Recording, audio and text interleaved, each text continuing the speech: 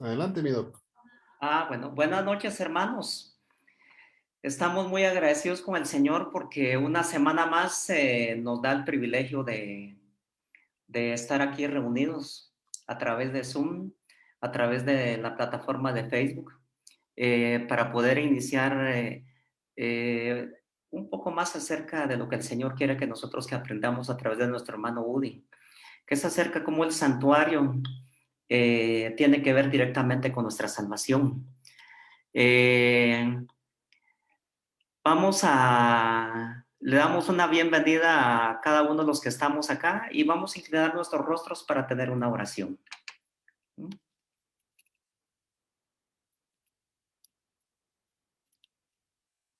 ¿Me escuchan? Sí, lo escuchamos. Amén. Oremos. Querido Señor, te damos gracias porque en tu infinito amor permites que, Señor, para iniciar esta semana, en el primer día de la semana, estemos, Señor, aquí congregados a través de estas plataformas para poder comunicarnos contigo y poder comunicarnos con el cielo. Y para que tu Espíritu Santo, Señor, a través de las palabras de nuestro hermano Woody, hagan que nuestra mente y nuestro corazón puedan conectarse directamente con el cielo. Bendice a cada hermano ya conectado y bendice a los que se van a conectar. En tus manos te los ponemos, que para ti sea la honra y la gloria por todos los siglos. Amén, Señor. Amén. Vamos a tener una ofrenda musical en este momento. Sí, vamos a, ¿cómo se llama? A esperar que nos pasen el video para tener la presentación que preparen nuestros corazones para la plática que nuestro hermano Woody nos tendrá esta noche. Le está haciendo la introducción.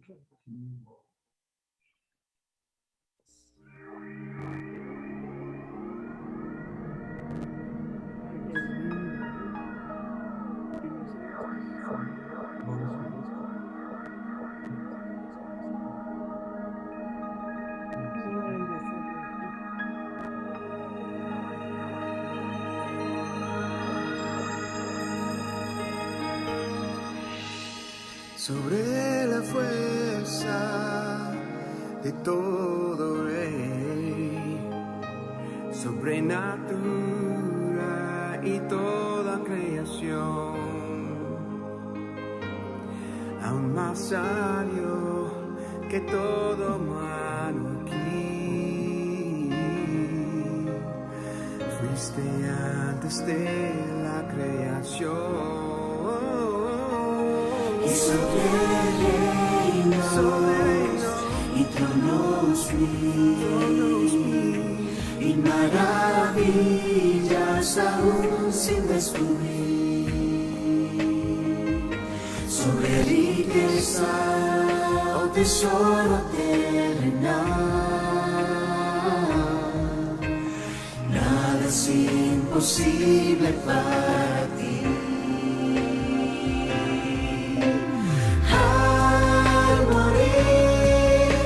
Solo en esa cruz me diste a mí razón para vivir, siendo tú el Hijo del gran Rey.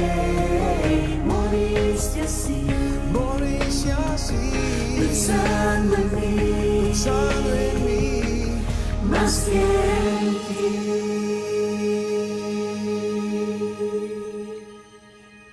Sobre la fuerza de todo rey, sobrenatural y toda creación, jamás sabio que todo humano aquí, fuiste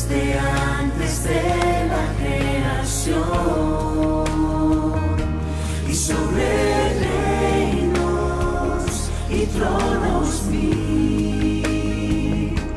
y maravillas aún sin descubrir. Sobre riqueza o tesoro terrenal, nada es imposible para ti.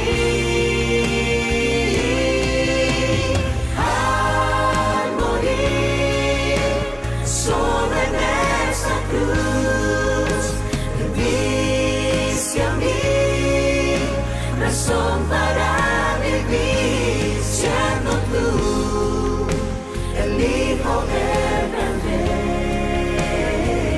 Moriste así, pensando en mí, más que en ti. Al morir solo en esa cruz, me diste a mí razón para vivir, siendo tú el Hijo del gran Rey. Moriste así, pensando en mí, más que en ti. Siendo tú el Hijo del gran Rey, moriste así, pensando en mí, más que en ti.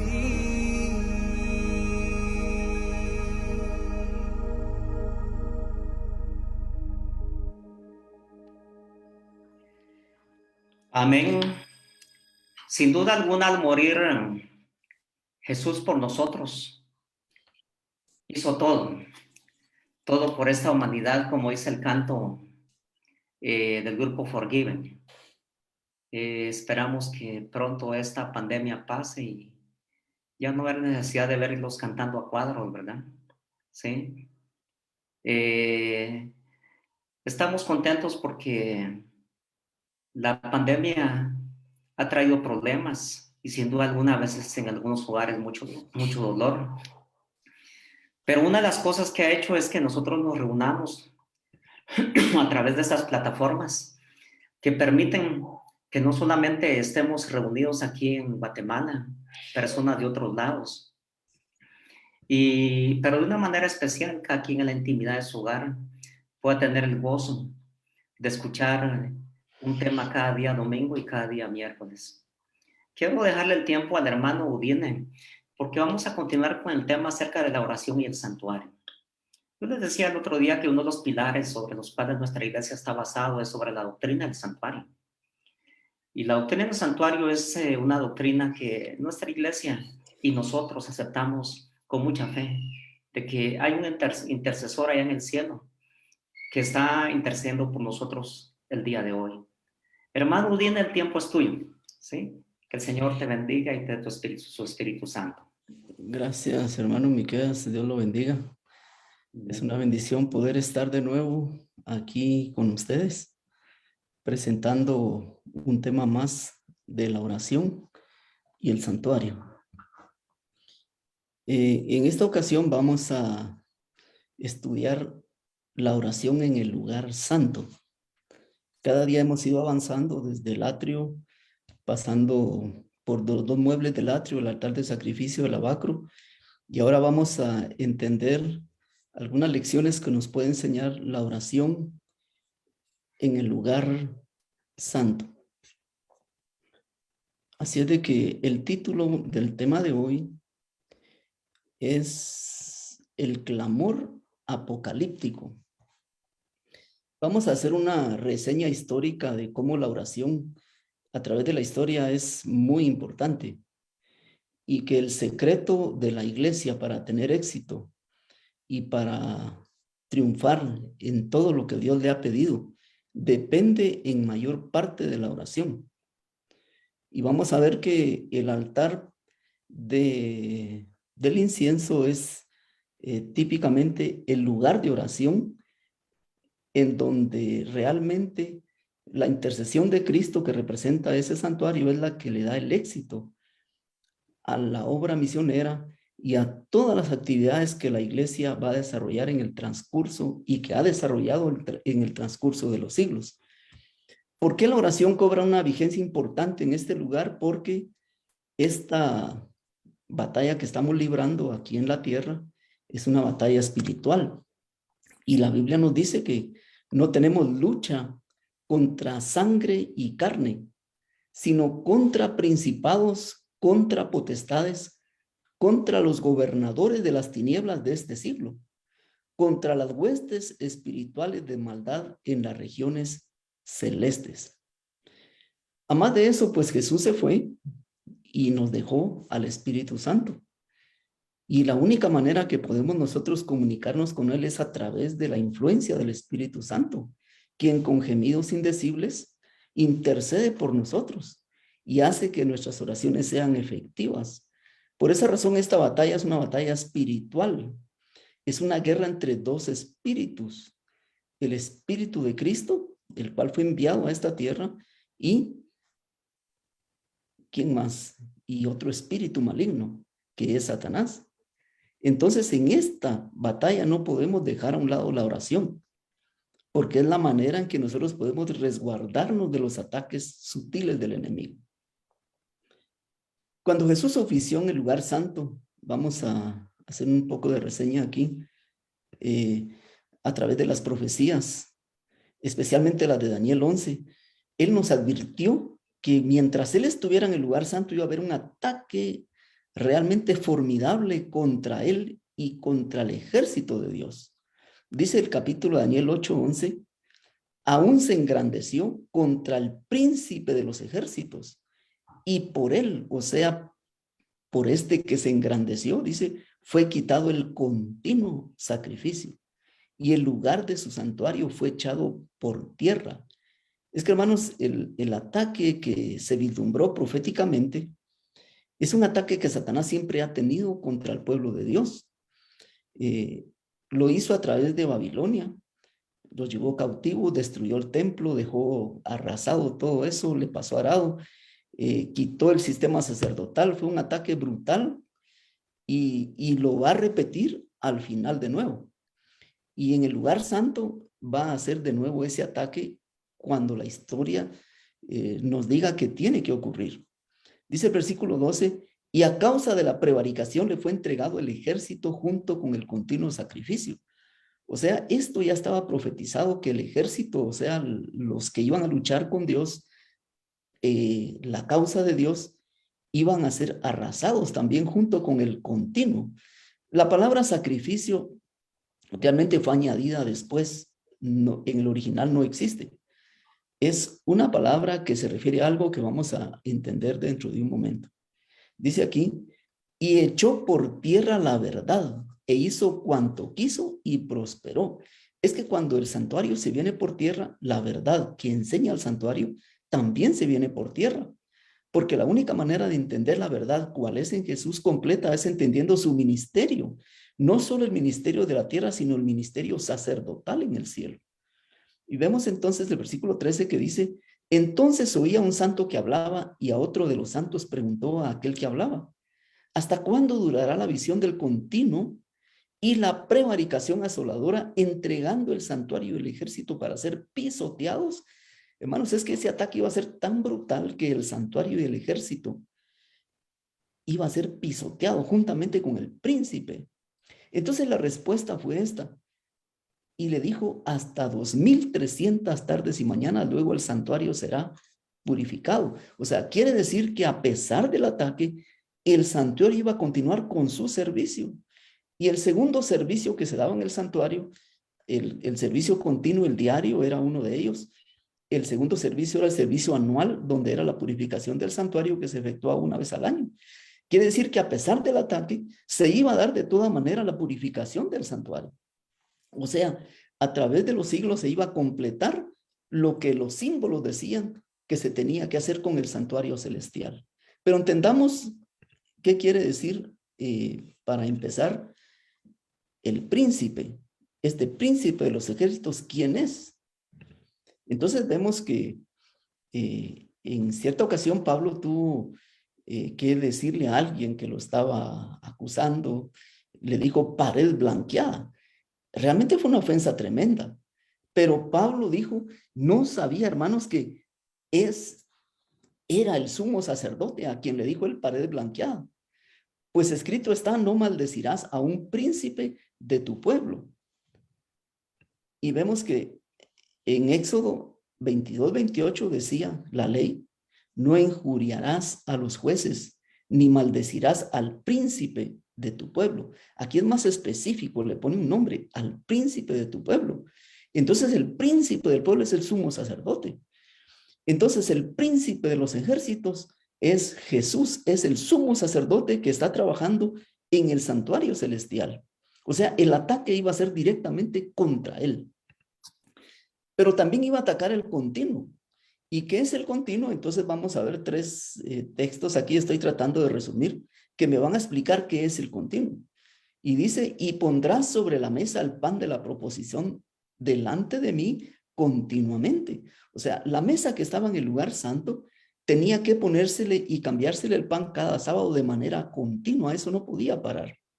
También dice que para hacer arder continuamente las lámparas no podían ser apagadas. Ellas tenían que tener continuamente el fuego y tenían que mantener iluminando. O sea, esos dos elementos del lugar santo, esos dos muebles tenían que mantenerse continuamente. Y aquí resumí esto para que me cupiera.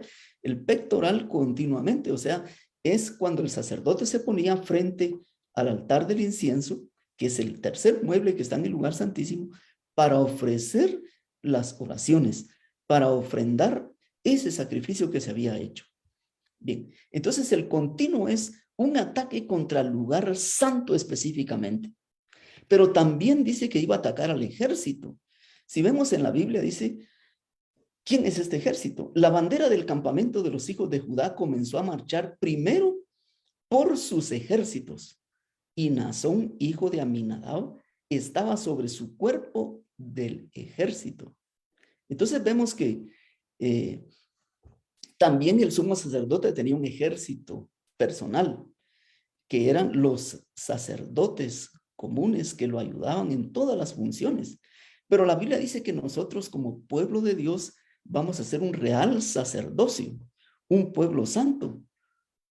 Entonces, estos sacerdotes que ayudaban al sumo sacerdote allá en el pasado, solamente eran, se podría decir, un símbolo del verdadero sacerdocio que más adelante iban a llevar los creyentes.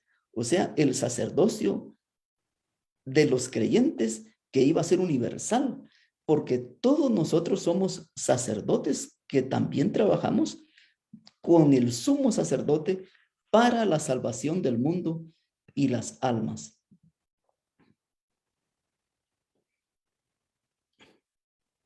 Bien. Entonces vemos que el ataque fue directamente a Jesús, al santuario y al pueblo de Dios.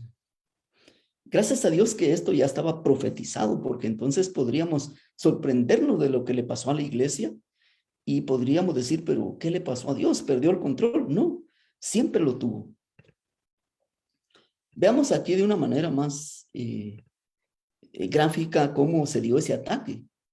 Y para eso, el libro de Apocalipsis, que es una explicación del libro de Daniel, nos va a dar detalles específicos de cómo ocurrió ese ataque al lugar santo. Recordemos que el atrio es el lugar donde los evangelios nos narran la vida de Jesús, que ocurrió del año del 0 al 31, desde su nacimiento, pasando por su muerte, su resurrección y su ascensión. Y esto lo narran los evangelios, ¿verdad? Pero también vemos que el lugar santo, que es a donde Jesús ascendió y siguió adelante con su ministerio sumo sacerdotal después de su ascensión, porque el libro de Apocalipsis, la primera visión empieza con Jesús entre candeleros, y si está entre candeleros está precisamente en el lugar santo. Esta historia específicamente ocurrió del año 31 a 1844. Ahí es donde más, se podría decir, se concentra el ataque en esta época específica. Pero también se dio un ataque al lugar santísimo. Y esto se da a partir de 1844 en adelante, que es cuando se purifica el santuario. Es la fecha exacta que da la profecía, 1844. Entonces vemos que hay tres mensajes que Apocalipsis nos da para poder entender este ataque. Y esto lo muestra en las 7 iglesias, los 7 sellos y las 7 trompetas. Y estos 3 muebles son los muebles donde Jesús, cuando ascendió, él estuvo a través de estos muebles dirigiendo las operaciones aquí en la tierra. Por esa razón, las 7 iglesias se dan en el candelero, los 7 sellos en la mesa o el trono, donde se encuentran las 2 hileras de panes, y las 7 trompetas en el altar del incienso. Este ataque fue un ataque que se dio y lo vamos a encontrar, si lo vemos así en la Biblia, de manera lineal. Primero Jesús aparece entre candeleros en el capítulo 1 al 3. Los capítulos 4, 5, 6 y 7 de Apocalipsis nos muestra los 7 sellos.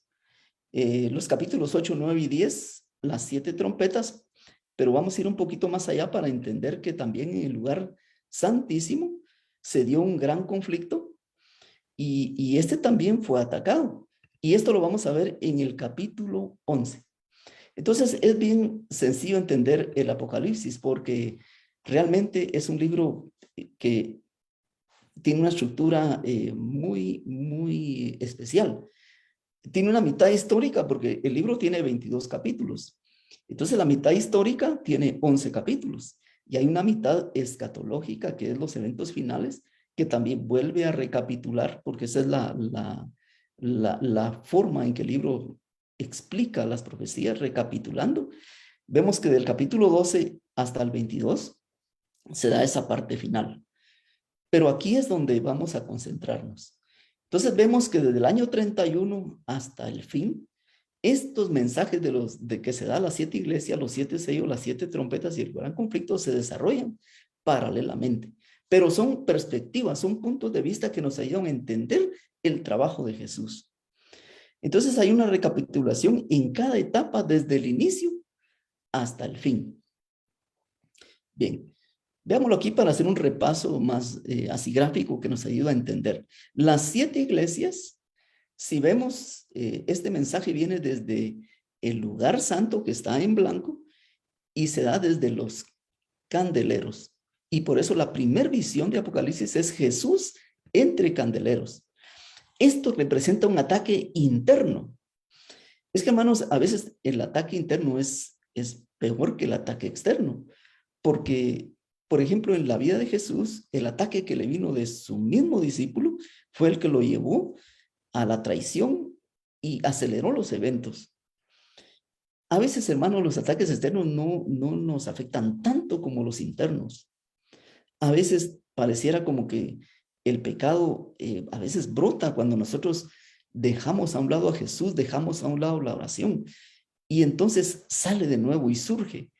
Y es como una enfermedad autoinmune que nos daña. Y no solamente hay ataques externos, también hay ataques internos, perdón, hay ataques externos. Pero estos ataques externos no son tan peligrosos como los internos, pero sí los hay. Y los 7 sellos nos van a mostrar, que aquí no, ese es el tema, ¿verdad? Es explicar cada uno, que de alguna manera Satanás va a atacar externamente también a la iglesia.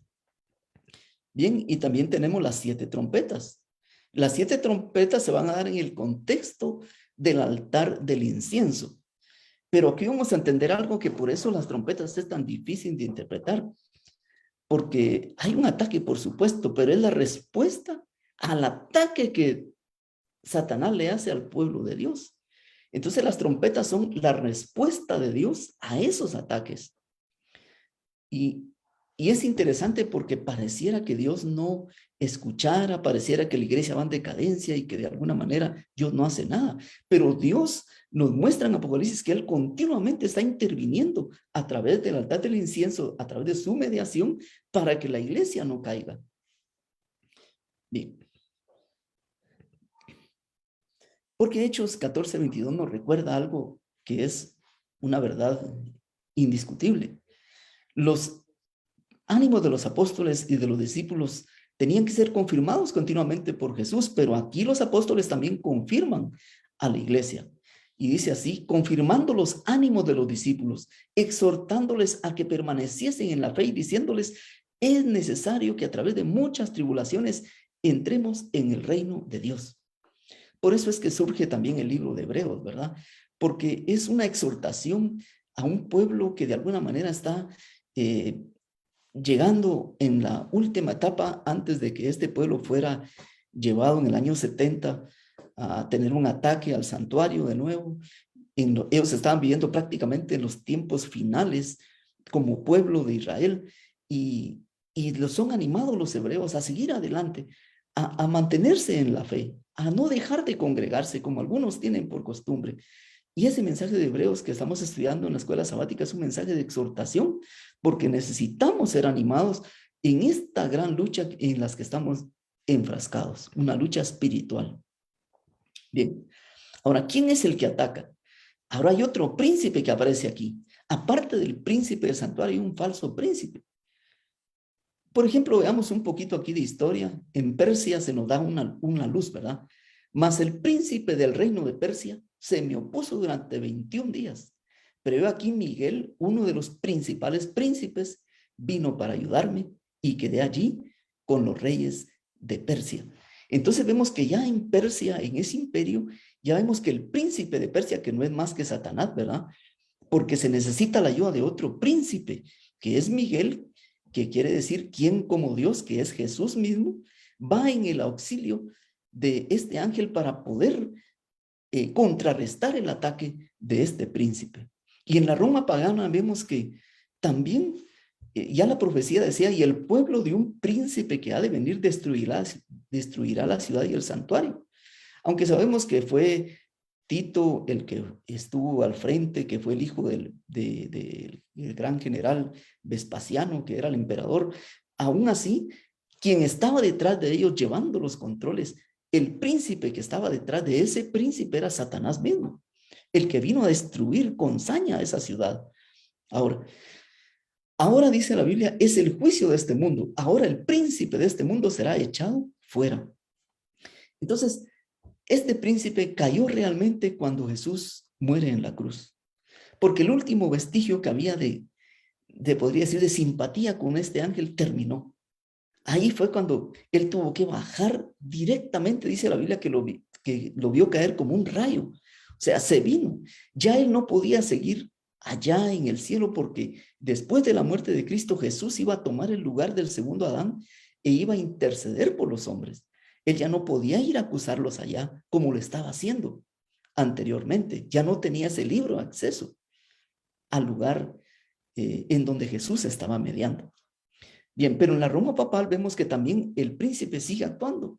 Por eso dice, nadie os engañe en ninguna manera, porque no vendrá sin que antes venga la apostasía y se manifieste el hombre de pecado, el hijo de perdición, el cual se opone contra todo lo que se llama Dios o es objeto de culto, tanto que se sienta en el templo de Dios como Dios, haciéndose pasar por Dios.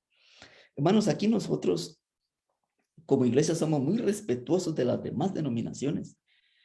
Yo respeto mucho a los católicos porque en ellos hay un pueblo de Dios, hay gente muy sincera, hay gente hasta, se podría decir, muy recta y hasta espiritual, y viven de acuerdo a la luz que tienen y también en el mundo evangélico.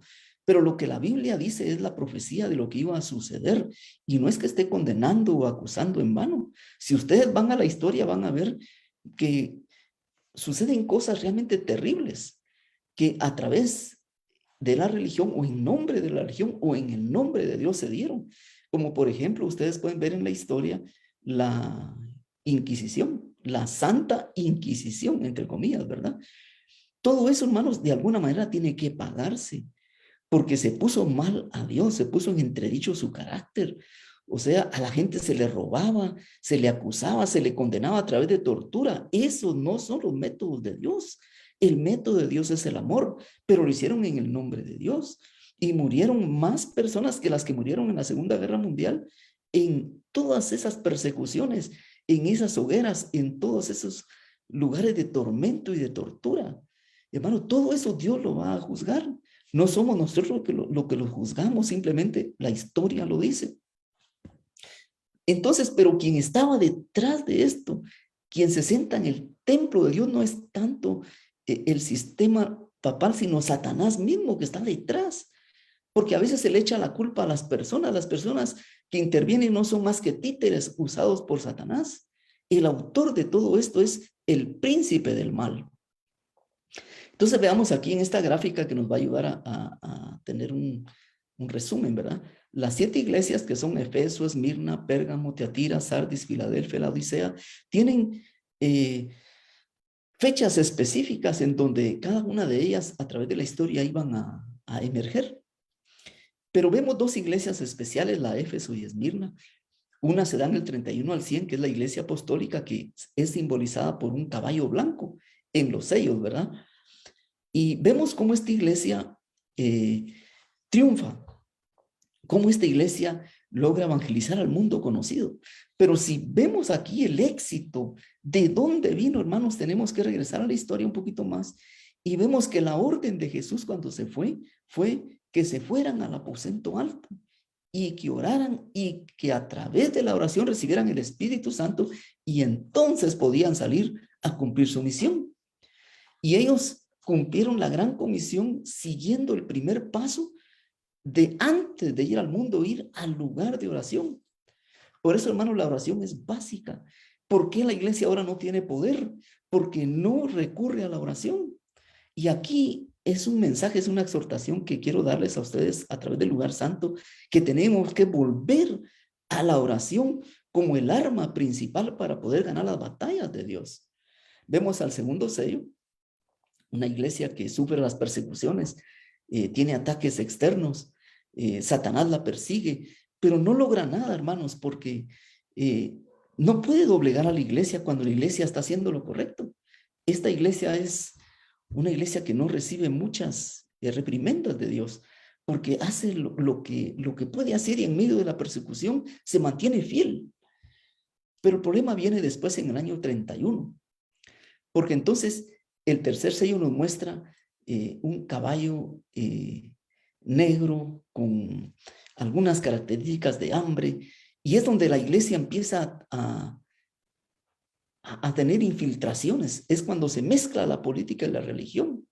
Es cuando Constantino, el gran emperador del Imperio Romano, del Sacro Imperio Romano de Oriente, se bautiza y entonces se empieza a mezclar. Ya en el año 538 surge el papado como una institución. Y entonces no solamente se infiltra, sino se corrompe. Y luego viene ahí del 517 hasta 1775, en esos años, en una época en donde las persecuciones se dan a través de la Santa Inquisición de una manera formal ya establecida.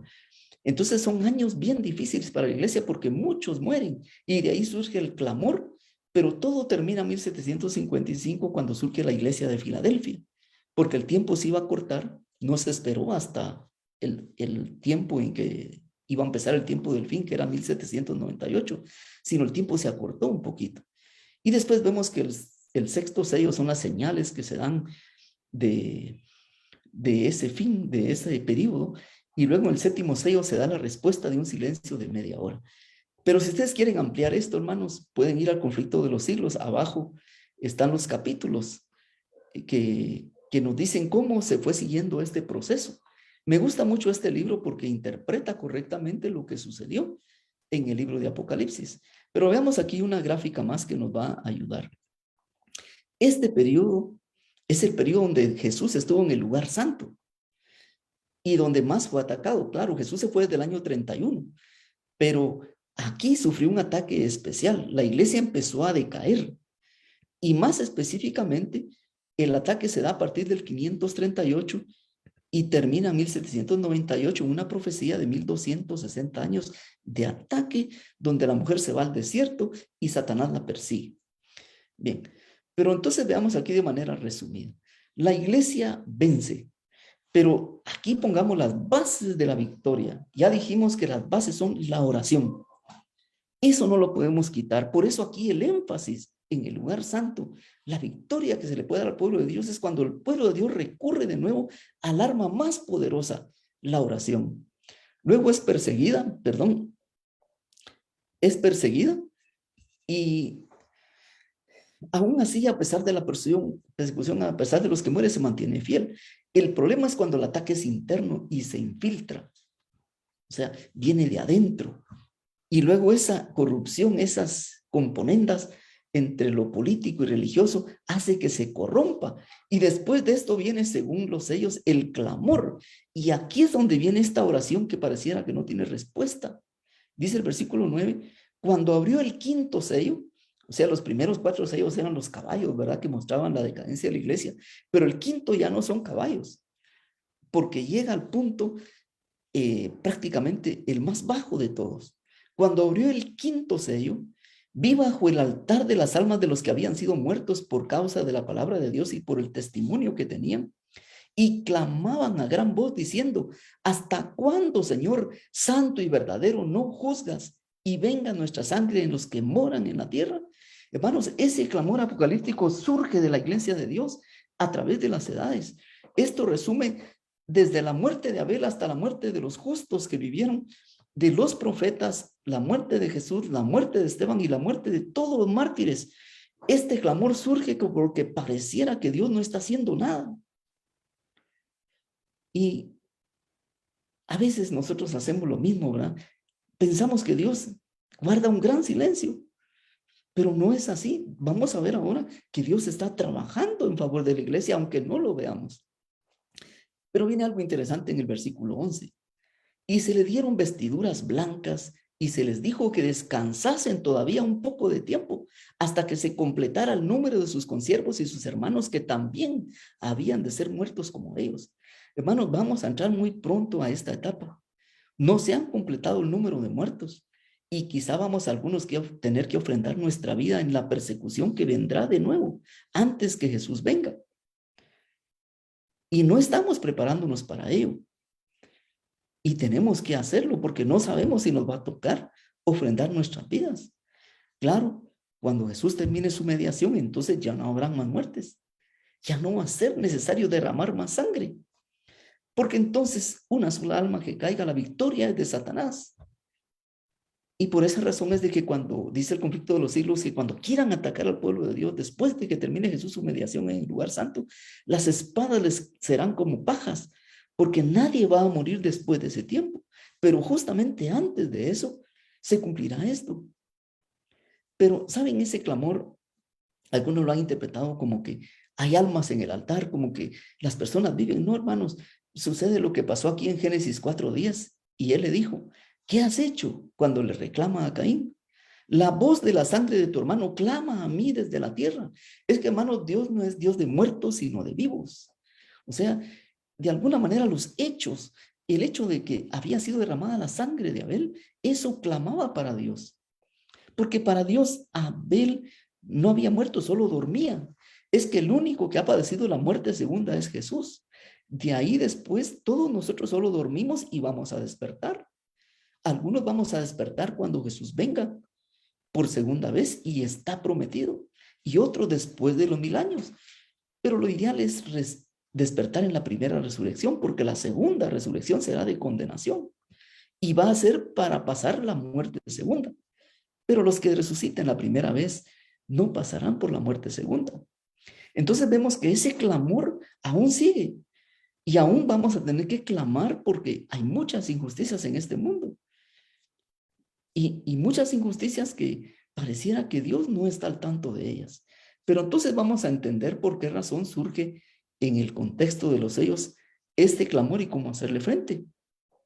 En Hechos 7:55 dice, pero Esteban, lleno del Espíritu Santo, puesto los ojos en el cielo, vio la gloria de Dios y a Jesús que estaba a la diestra de Dios.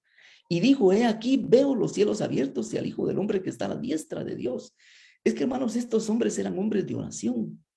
Eran hombres que estaban acostumbrados a comunicarse y a ver a Dios a través de la oración. Y para ellos era fácil recibir esas visiones, porque estaban acostumbrados a tener ese contacto con Dios. Entonces, al final de los tiempos, cuando tenga que volver a darse todo esto y tengan que volver las persecuciones, hermano, la manera de estar preparados es siendo hombres de oración. Que el Espíritu Santo con gemidos indecibles interceda por nosotros ante Dios. Esto es básico y esencial, regresar a ser un pueblo de oración. Pero veamos aquí, en el contexto de las trompetas, Apocalipsis 8, cuando abrió el séptimo sello, se hizo silencio en el cielo como por media hora. Y vi a los 7 ángeles que estaban en pie ante Dios y se le dieron 7 trompetas. Otro ángel vino entonces y se paró ante el altar con un incensario de oro y se le dio mucho incienso para añadirlo a las oraciones de todos los santos sobre el altar de oro que estaba delante del trono.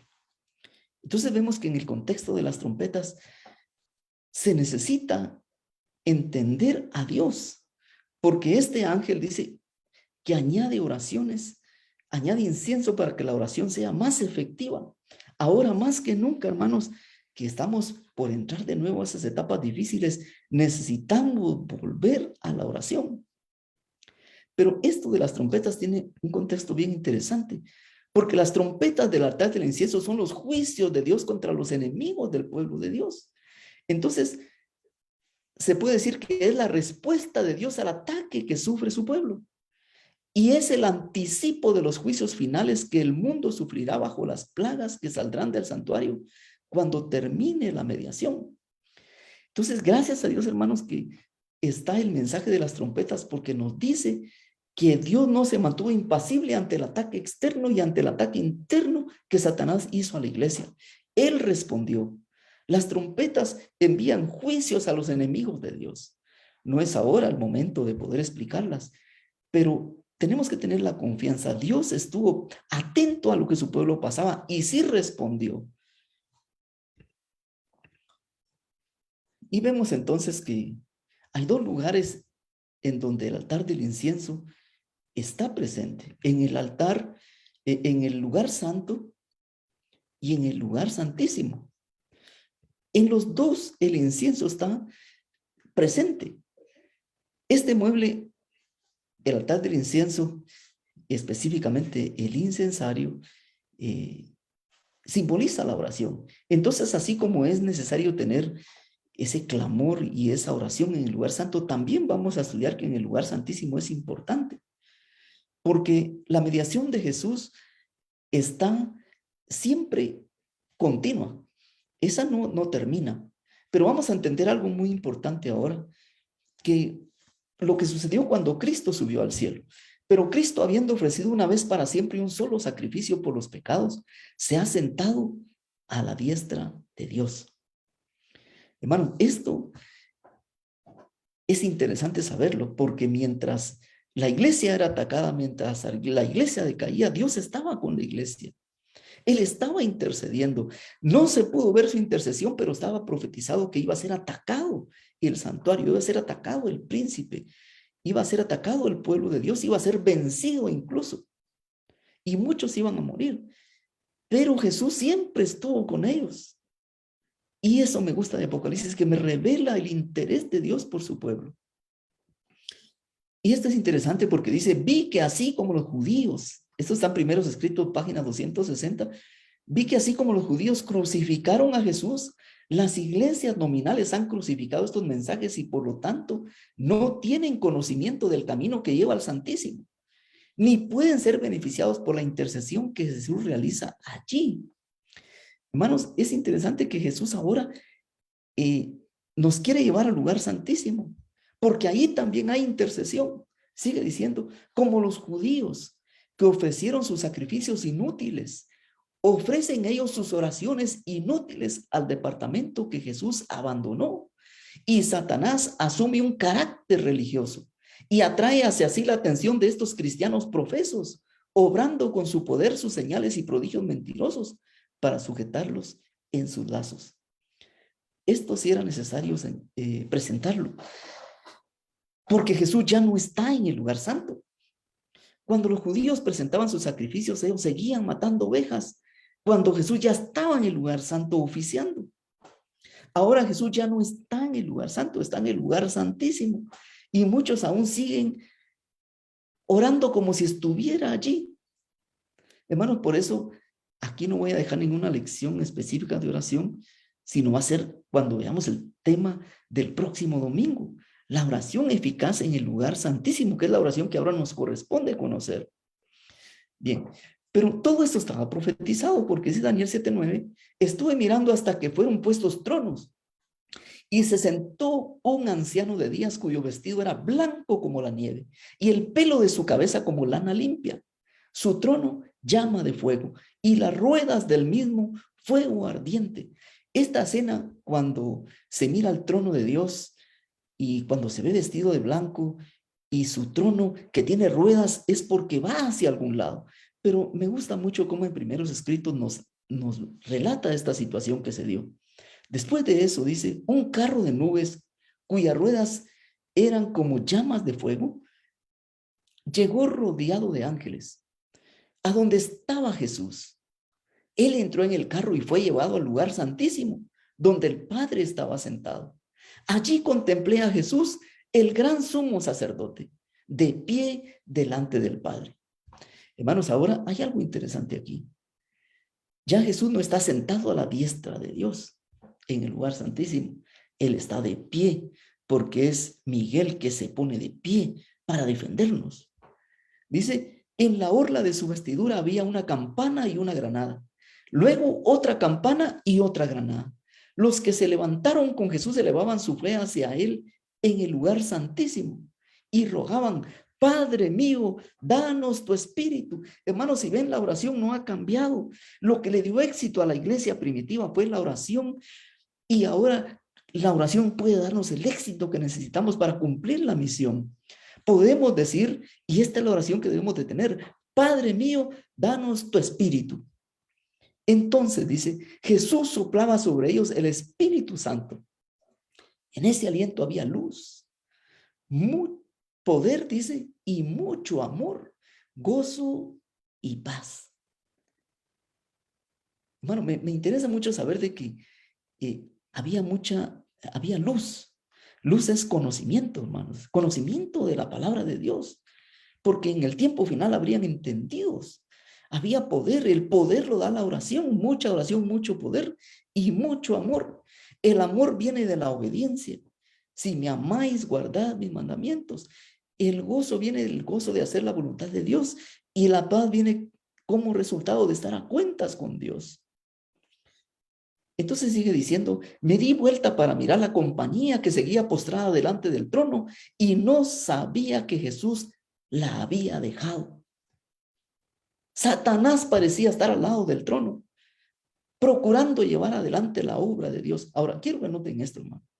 Satanás no tenía acceso en ese entonces al cielo. Él había bajado como un rayo.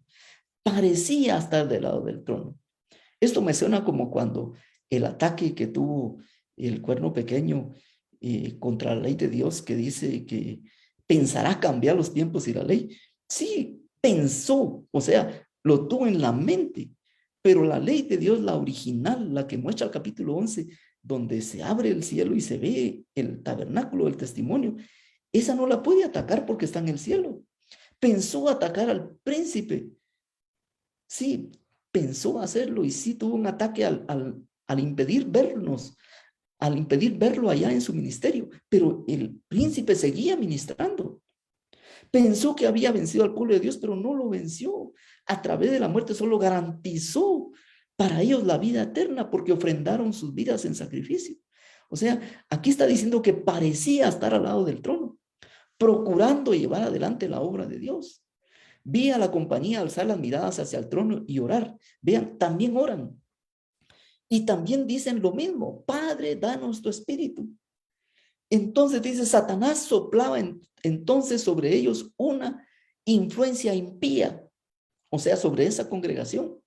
En ella había luz y mucho poder, pero nada de dulce amor, gozo ni paz.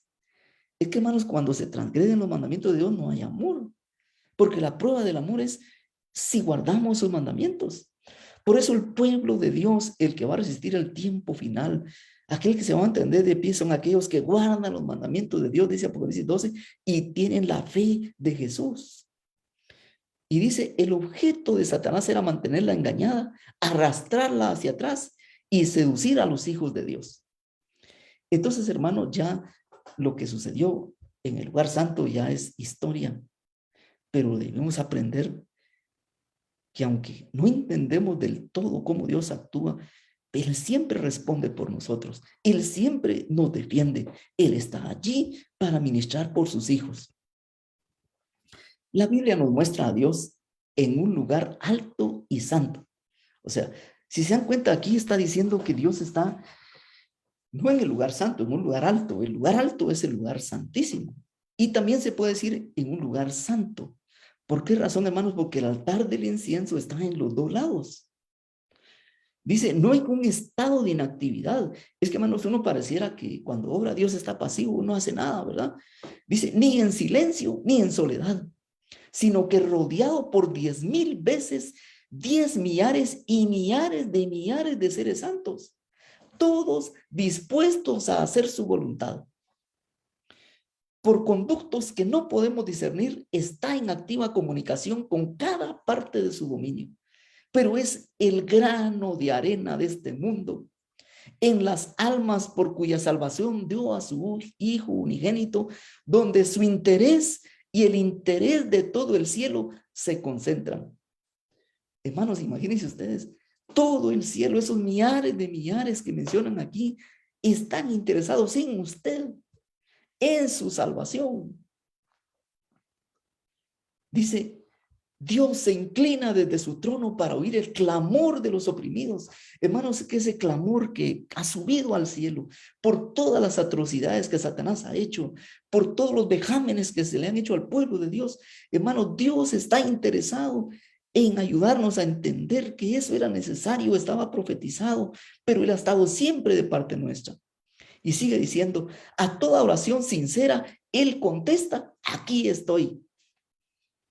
A veces uno piensa, es que yo soy tan especial para Dios, porque cuando Él me necesita, digo, heme aquí. Pero antes que Dios diga, heme aquí, Dios dice, heme aquí. Si Él no me da la oportunidad de ir a Él, hermano, yo no iría. Porque el amor no consiste en que amemos a Él, sino que Él nos amó primero. Él primero estuvo dispuesto a venir a traernos. Pero miren esto qué interesante. Dice, levanta al angustiado y pisoteado. Hermanos, es que si usted está angustiado, si usted lo ha pisoteado Satanás, si por alguna razón tiene puesto Satanás el pie en su cuello, hermanos, Dios no se apartará de allí.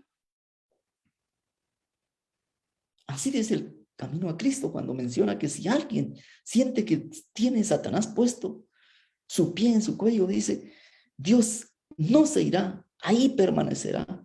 Y te extenderá la mano para levantarte, aún siendo pisoteado. Dios no te desecha. Dice, en todas nuestras aflicciones, o sea, aún cuando somos vencidos por el enemigo, como dice el camino a Cristo, Él es afligido. Esto me gustó mucho, hermanos, y lo tuve que subrayar, le puse un color especial. A veces uno piensa, es que yo soy el que sufro, hermano, Dios sufre más, porque somos sus hijos, porque nos ama. Y sigue diciendo, en cada tentación y prueba, el ángel de su presencia está cerca de nosotros para librarnos. Hermanos, es que miren qué interesante es que en el cielo están estos millares de ángeles a nuestro servicio. El libro de Hebreos dice que son los que están dispuestos para nuestra salvación. Hermanos, qué gran poder está a nuestros lados. A veces uno dice, pero ¿cómo hace Dios para estar en todos lados a la vez? Aquí está el secreto. Él tiene ángeles, tiene mensajeros, tiene ministros que hacen su trabajo. Entonces, si usted va a ir a hacer el trabajo de Dios, ángeles lo acompañarán. Los ángeles, dice, vean qué triste es esto. Yo lo puse porque dice, se sorprenden de que los seres humanos oremos tan poco. ¿Qué pueden pensar los ángeles del cielo de los pobres y desválidos seres humanos que están sujetos a la tentación? Cuando el gran Dios lleno de infinito amor se compadece de ellos y está pronto para darles más de lo que pueden pedir o pensar.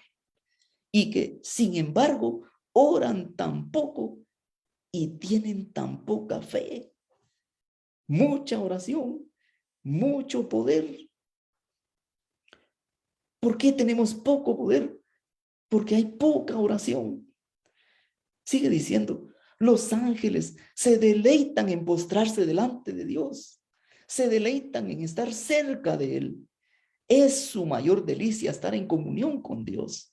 Y con todo, los hijos de los hombres que tanto necesitan la ayuda que Dios solamente puede dar, parecen satisfechos andando sin la luz del Espíritu, ni la compañía de su presencia. Es que, hermanos, si nosotros salimos sin orar, vamos solos, vamos al fracaso. Pero cuando nos ponemos en las manos de Dios, cuando el Espíritu Santo nos guía, cuando Él envía a sus ángeles para que nos protejan, hermanos, qué lindo es vivir una vida así.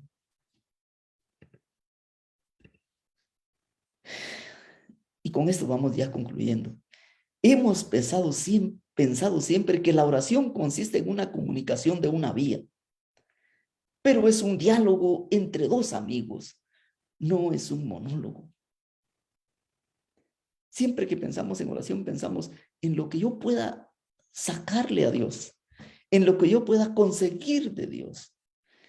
Pero a través de Apocalipsis nos muestra que Dios es el que más está dando. La respuesta de Dios para defendernos están allí. Él es el que más trabaja en este diálogo. No soy yo. Los santos claman y no ven la respuesta. Pero la Biblia afirma que Dios siempre ha contestado. La respuesta de Dios es la Biblia misma. Dios habla por su palabra y yo respondo con la oración. Entonces se cierra el ciclo. Hay verdadera oración, porque hay verdadero diálogo. Es que, hermano, la única manera en que Dios puede hablarnos es a través de la Biblia. Y entonces cuando yo oro, hermano, nunca debo, es un consejo inspirado, abrir la Biblia sin oración, porque es la manera como Dios se comunica conmigo. Todo lo que Él tiene que revelarme ya lo reveló en la Biblia. Es más, ahora ha enviado luz para que yo la entienda. La respuesta de Dios no es fácil de entender. Por eso las trompetas que salen del altar del incienso no son fáciles de interpretar. Porque Dios tiene 1000 salidas donde yo solo veo una. Aquí entra en acción la fe. La convicción de que Dios está al control, aunque no lo sienta, aunque no lo entienda perfectamente, porque solo vemos como por espejo. Pero, hermanos, vayamos a la oración. Confiemos que el cielo está dispuesto a ayudarnos. Entendamos que Dios está de parte de sus hijos y que los tiempos que nos esperan, aun si tengamos que ofrendar nuestra vida, son los mejores. Y la última reflexión dice, si el lugar santo fue atacado, ¿podemos esperar un ataque al lugar santísimo también? ¿Qué creen ustedes? ¿Existe una forma correcta de orar que esté acorde con la verdad presente? Porque hasta aquí no hemos dicho cómo orar, porque la oración, la correcta oración lo vamos a enseñar el próximo domingo. Por eso dice aquí, ¿cómo me puede ayudar la oración para enfrentar el juicio?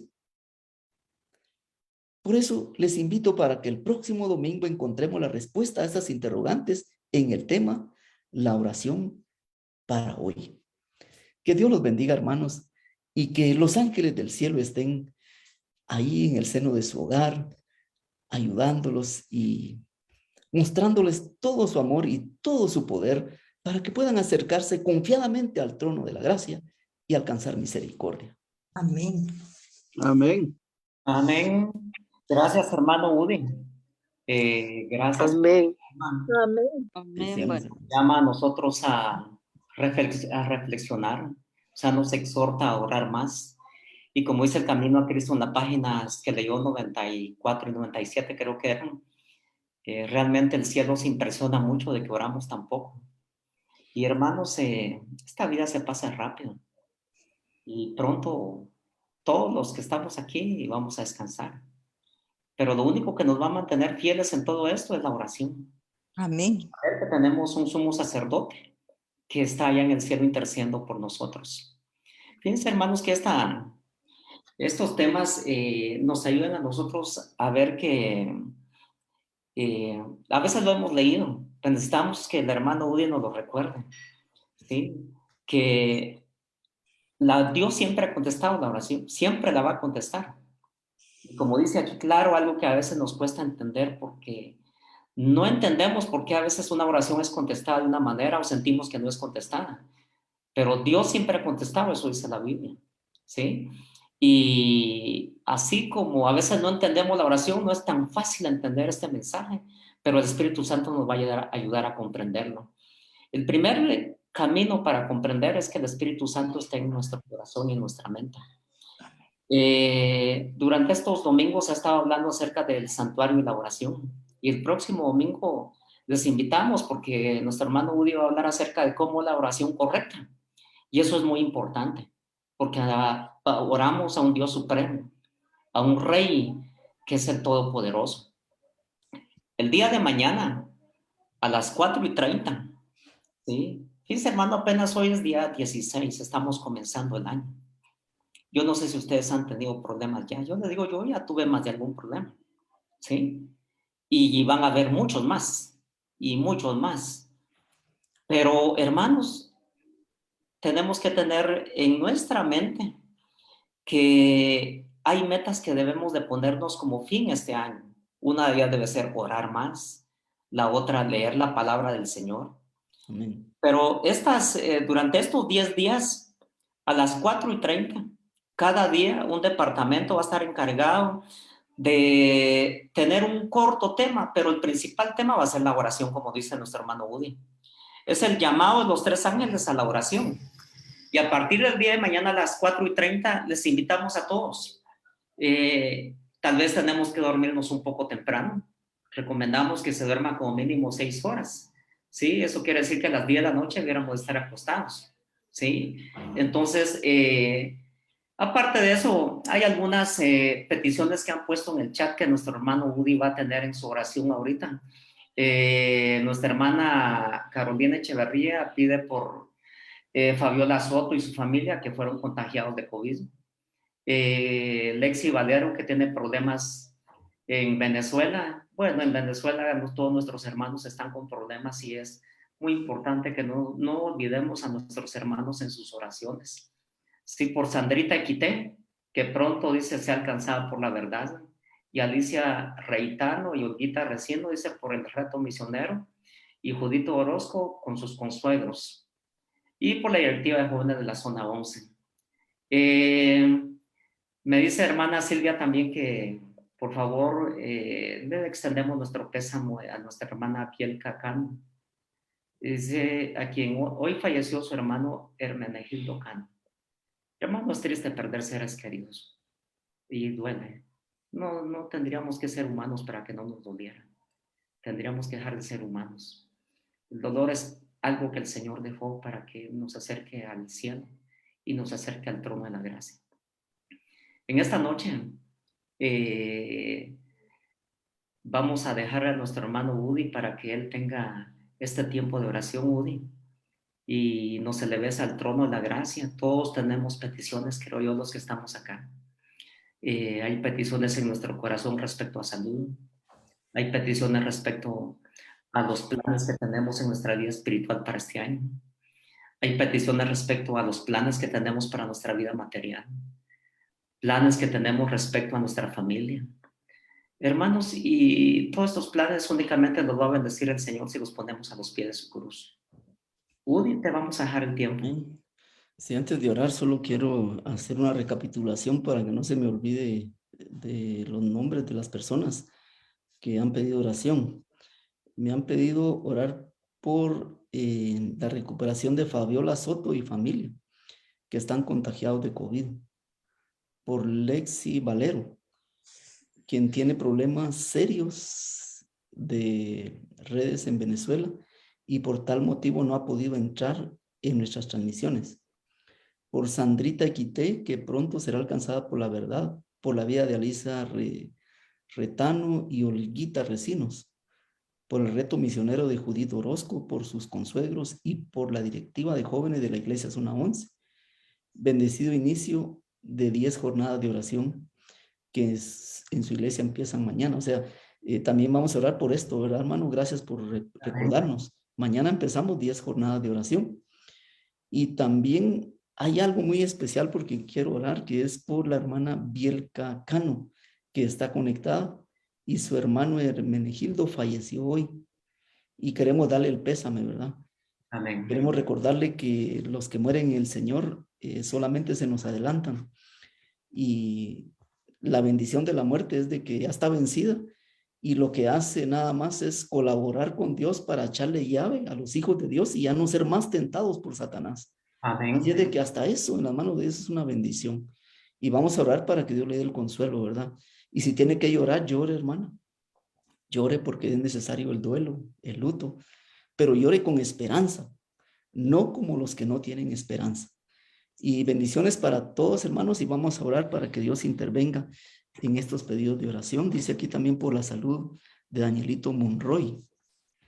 Y también problemas de salud por Andrés Lemos, dice. Andrea Lemos. Andrea Lemos, perdón. Es una niña con serios problemas de salud.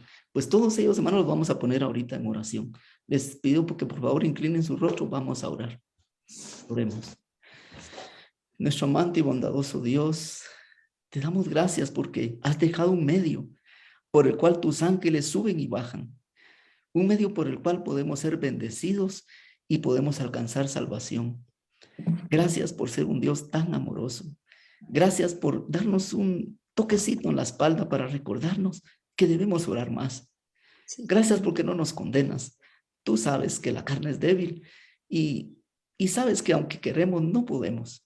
Pero nos recuerda, Señor, que el Espíritu Santo está presto y aún si necesitamos que tus ángeles vengan en nuestro auxilio, ellos también están prestos.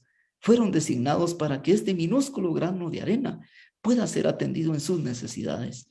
Señor, no somos quienes para hablar con un Dios santo, porque, Señor, somos pecadores, pero la sangre de Jesús clama por nosotros. Yo sé que Él está levantando sus manos en el cielo y está diciendo, mi sangre, mi sangre, mi sangre, Padre. Y gracias a esa sangre, Señor, nosotros podemos con confianza ir al trono de la gracia, porque ella es la que nos da la limpieza que necesitamos, no solo limpieza del pecado, sino de conciencia también. Porque aunque somos pecadores, sabemos que Jesús murió por nosotros y que Él, a través de su sangre, perdonó nuestros pecados. Y Señor, y aún si vamos a ti con pecado, abogado tenemos para con el Padre, a Jesucristo el justo.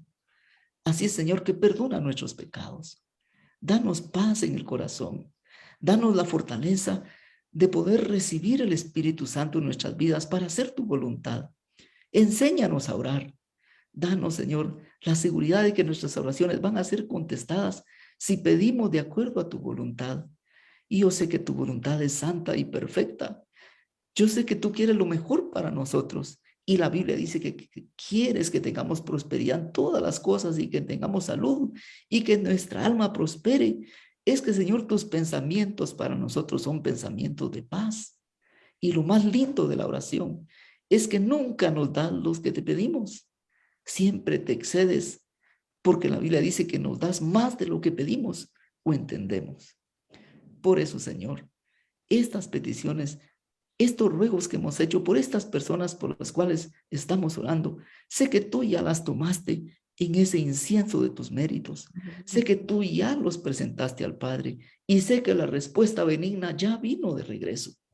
Por eso solo nos resta agradecer por estas oraciones que se elevaron hoy, que fueron mezcladas con tus méritos y rociadas con tu sangre, y que de seguro la respuesta es mejor de lo que pedimos ahora. Por eso, Padre, te alabamos y te glorificamos y te suplicamos de nuevo, Señor, no permitas que nos apartemos de ti, que no desviemos en ningún momento la mirada de Jesús, nuestro mediador, porque sé que a través de Él, en medio de nuestras luchas, a veces nuestros desconsuelos, a veces nuestros fracasos y desilusiones, llegaremos al cielo. porque tú mediarás para que así sea. Gracias, Padre. Gracias porque nos sentimos reconfortados al poner nuestras cargas en ti. Porque cuando no podemos, solo tenemos que clamar y tú has prometido llevar nuestros dolores y nuestras enfermedades. Has prometido llevar nuestras cargas y nuestro pecado. Por eso, Señor, gracias por el descanso que provees a través de la oración. Quédate con nosotros. Fortalécenos para empezar mañana otra jornada. Que nuestra mayor delicia sea estar delante de ti como tus santos ángeles lo hacen. Te lo suplicamos y pedimos en el nombre de Jesús. Amén. Amén. Amén. Amén. Invitamos el día de mañana a las 4:30 de la mañana. Amén. Y si el Señor nos tiene con bien, dentro del próximo domingo, entre 8 días, para escuchar el tema, la oración correcta y el santuario. Que el Señor les bendiga, hermanos, y que tengan un descanso en paz. Buenas noches.